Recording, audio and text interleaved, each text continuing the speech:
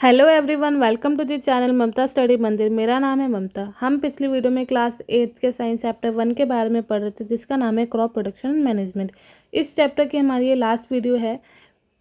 Previous video का link मैं आपको डिस्क्रिप्शन बॉक्स में दे दूंगी और इस चैप्टर के प्लेलिस्ट का लिंक भी बन गया है, तो उसका लिंक मैं आपको डिस्क्रिप्शन बॉक्स में दे दूंगी। अगर आपको इस चैप्टर की पीडीएफ चाहिए तो आप मुझे कमेंट बॉक्स में ज़रूर बताइएगा। प्लस हमारे टेलीग्राम एंड यूट्यूब चैनल को सब्सक्राइब ज़रूर कर लीजिएगा।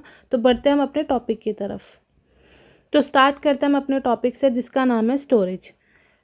Storage of produce is an important task. मतलब कि जितनी भी महीने की, मतलब 3-4 महीने की जो भी हमारी मेहनत है, हमने अपनी क्रॉप्स को ग्रो करा, उसको अच्छे से मैच्योर हुआ, उसको हमने हार्वेस्ट करा, सारी चीज़ें करने के बाद जब हम उसे एक स्टोर करते हैं, हम इसको एक अच्छी जगह स्टोर करना चाहिए। अगर हम उसको अच्छी जगह स्टोर नहीं करेंगे तो हमारी जितनी भी मेहनत है, हमने जितनी भी ग्रेन या जितनी भी क्रॉप हमने उगाई, उन सब में फंगस, उसमें सारी चीज़ें वो हमारी ख़राब हो जाएगी। तो ये बहुत ज़रूरी है कि हम अपने क्रॉप को अच्छी जगह स्टोर करें।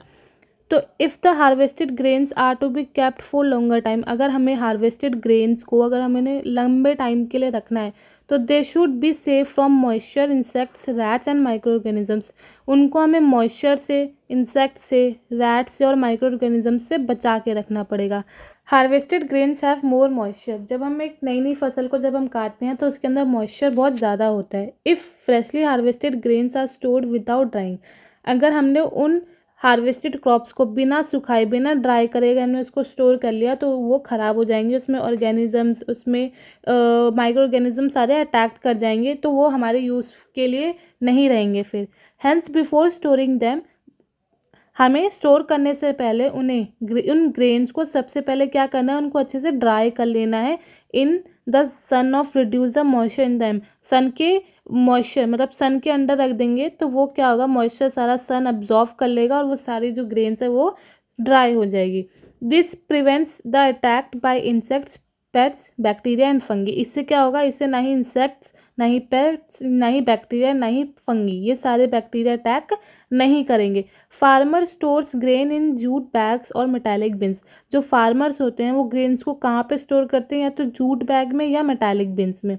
अगर हमें लार्ज स्केल में ग्रेन्स को स्टोर करना होता है तो large scale storage of grain is done by silos and granaries to protect them from pests like rats and insects. मतलब अगर हमें लार्ज स्केल पे स्टोरेज करना पड़ता है ग्रेन्स को, तो या तो साइलोज या ग्रैनरीज में हम इन्हें प्रोटेक्ट करते हैं ताकि वहाँ पे ना रैट्स और ना इंसेक्ट्स इसमें अटैक करें।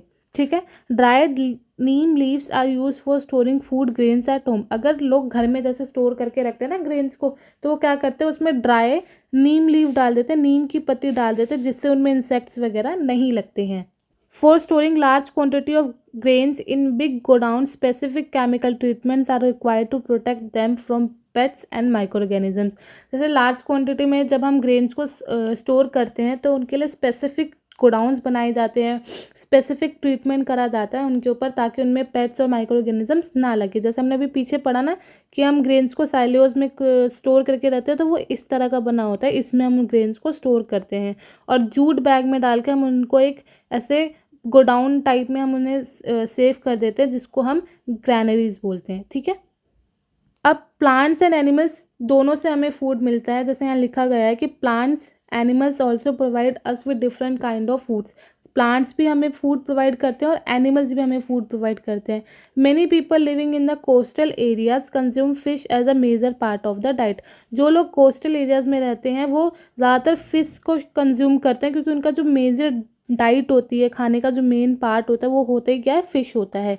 We have just seen that the process of crop production involves a number of steps like selection of seeds, sowing etcetera. जैसे हमने पढ़ा कि क्रॉप प्रोडक्शन के प्रोसेस में काफ़ी सारे स्टेप्स हैं, जैसे selection of seeds, preparation of soil, sowing, irrigation, harvesting, storage, ये सारे प्रोसेस है। ऐसे ही जब हम एक एनिमल से खाना प्रोवाइड करते हैं, एनिमल से खाना लेते हैं, तो उनको भी काफ़ी सारी चीज़ें प्रोवाइड करते हैं, जैसे प्रॉपर फूड हो, उनको प्रॉपर शेल्टर मिले, उनकी प्रॉपर केयर हो। When it is done on a large scale, जैसे लोग मिल्क लेते हैं, जैसे काऊ का मिल्क लोग सेल करते हैं, जब वो उसको लार्ज स्केल पे करते हैं ना, बड़े क्वांटिटी में जब उसको सेल करते हैं, तो उस प्रोसेस को हम क्या बोलते हैं, एनिमल हस्बेंड। तो हम एक छोटा सा क्विक रिकैप करते हैं जो हमने पिछली वीडियोस में पढ़ा और जो हमने अब इस वीडियो में पढ़ा। तो स्टार्ट करते हैं अपने फर्स्ट पॉइंट के साथ। In order to provide food to our growing population we need to adopt certain agriculture practices. मतलब हमें अपने पॉपुलेशन को ग्रो करने के लिए क्या चाहिए, फूड चाहिए, जीने के लिए भी हमें फूड चाहिए। तो उसको मतलब हमें अपने खाना इंतज़ाम कहाँ से करें, हमने कैसे अपने खाने को बनाएं, तो हमने एक अडॉप्ट करा क्या, एग्रीकल्चर, खेती करनी हमने स्टार्ट करी। Same kind of plants cultivated at a one place constitute a crop. मतलब जब हम एक लैंड पे सेम काइंड मतलब पूरे लैंड पे जब मैं सिर्फ एक वीट को ग्रो कर रही हूँ तो उसको हम क्या बोलते हैं, क्रॉप बोलते हैं। In India can be broadly categorised into two types based on season, rabi crops and kharif crops. मतलब इंडिया ने अपने सीज़न के हिसाब से क्रॉप्स को दो पार्ट्स में डिवाइड करा, रबी क्रॉप्स में और खरीफ क्रॉप्स में। It is necessary to prepare soil by tilling and levelling, plough and leveller at use for this purpose. ये बहुत ही ज़रूरी है कि जब हम अपने सॉइल को प्रिपेयर करें, मतलब जब हम खेती करना स्टार्ट करते हैं तो सबसे पहला स्टेप आता है हमारा प्रिपरेशन ऑफ सॉइल। तो प्रिपरेशन ऑफ सॉइल के लिए हमें क्या करना होता है, हमें अपने लैंड को अच्छे से टिलिंग करना पड़ता है। टिलिंग इन द सेंस क्या होता है, टिलिंग मतलब अगर लैंड में कोई भी क्लम्प्स बने हुए हैं तो उनको अच्छे से ओपन कर लेना, क्लम्प्स ना बने हो और लैंड हमारी एकदम लेवल पे हो, मतलब एकदम ऊबड़ खाबड़ ना हो, एकदम प्लेन लैंड हो। तो हम उसको किससे करते हैं, लेवलर से यूज़ करते हैं। और प्लफ को हम यूज़ करते हैं अपने टिलिंग के प्रोसेस को करने के लिए। उसके बाद हमारा क्या प्रोसेस होता है, सोइंग, बीज बोना। Sowing of seeds at appropriate depth and distance gives good yield. मतलब सोइंग करने के लिए मतलब हमें एक अप्रोप्रिएट डिस्टेंस होना चाहिए, मतलब कि सेम डिस्टेंस होना, मतलब एक हमने यहाँ करा, एक यहाँ करा, एक यहाँ करा, ये सेम डिस्टेंस होना चाहिए। प्लस सेम डेप्थ भी होनी चाहिए कि ज़मीन के कितने अंदर तक बीज हमारी जा रही है।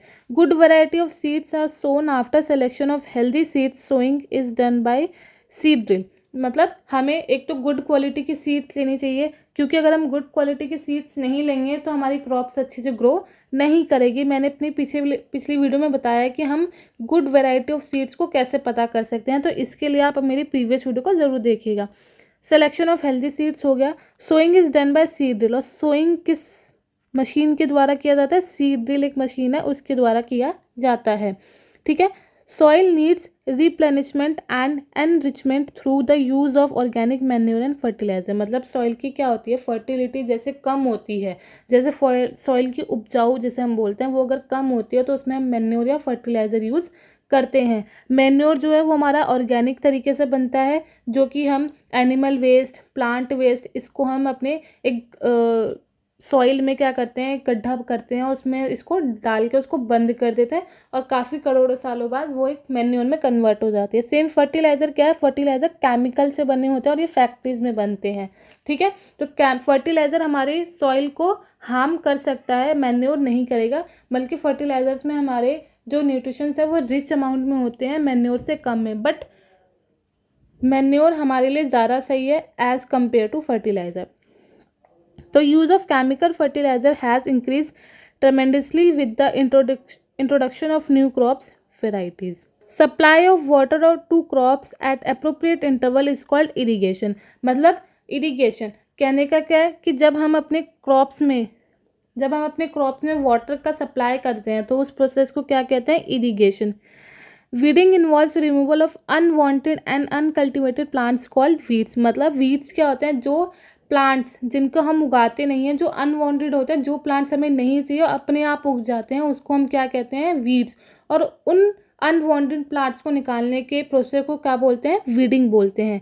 Harvesting is the cutting of the mature crops manually और बाय मशीन्स। मतलब हार्वेस्टिंग क्या है, जब हमारी क्रॉप अच्छे से मैच्योर हो जाती है, ग्रो हो जाती है, जब हम उसको कट करते हैं तो उस प्रोसेस को क्या बोलते हैं, हार्वेस्टिंग बोलते हैं। और हार्वेस्टिंग हमारी मैनुअली भी होती है और मशीन से भी होती है। Separation of grains from chaff is called threshing. मतलब कहने का है कि जब हम हार्वेस्ट करते हैं, जब हम प्लांट्स को काटते हैं तो उसके साथ साथ कई बेकार चीज़ें भी आ जाती है, जब हम उसको सेपरेट करते हैं तो उस प्रोसेस को क्या बोलते हैं, threshing. Proper storage of grain is necessary to protect them from pest and micro organism. हमें अपने ग्रेन्स को प्रॉपर स्टोर करना चाहिए, उन्हें बचाना चाहिए कि ताकि उसमें पेस्ट, रैट या माइक्रो ऑर्गेनिजम्स कोई भी उसको ख़राब ना करे। Food is also obtain from animals. खाना हमारा एनिमल से भी मिलता है। For which animals are rear this is called animal husbandry. और जो एनिमल्स हमें खाना देते हैं और जब हम एक एनिमल के थ्रू लार्ज स्केल पर उसको प्रोड्यूस करते हैं तो उस प्रोसेस को हम क्या बोलते हैं, एनिमल हस्बेंड्री। अगर आपको इन टॉपिक्स की डिटेल वीडियो चाहिए तो मैं आपको डिस्क्रिप्शन बॉक्स में लिंक दे दूंगी और इनकी प्लेलिस्ट का लिंक भी मैं आपको डिस्क्रिप्शन बॉक्स में दे दूंगी। तो ये चैप्टर आज हमारा यहीं ख़त्म होता है। तो इसके नेक्स्ट हम क्वेश्चन आंसर्स के लिए हम नेक्स्ट वीडियो बनाते हैं। तो मिलते हैं नेक्स्ट वीडियो में। अगर आपको मेरी वीडियो पसंद आई हो तो लाइक शेयर सब्सक्राइब ज़रूर कीजिएगा। मिलते हैं आपको नेक्स्ट वीडियो में। Thank you so much, bye.